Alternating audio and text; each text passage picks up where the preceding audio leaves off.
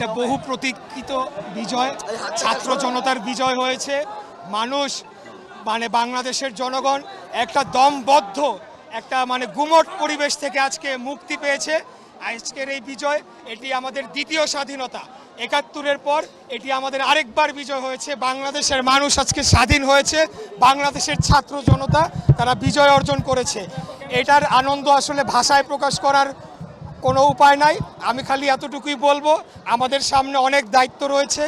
বাংলাদেশের জনগণকে এখন ধৈর্য ধরে আগামী দিনে খুব শান্তশিষ্টভাবে বাংলাদেশকে বিনির্মাণে কাজ করে যেতে হবে এবং যারা নিহত হয়েছেন তাদের প্রতি তাদের আত্মার প্রতি আমরা মাগফিরাত জানাই এবং প্রত্যেকটি হত্যাকাণ্ডের আমরা সুষ্ঠু তদন্তের মাধ্যমে সঠিক বিচার চাই।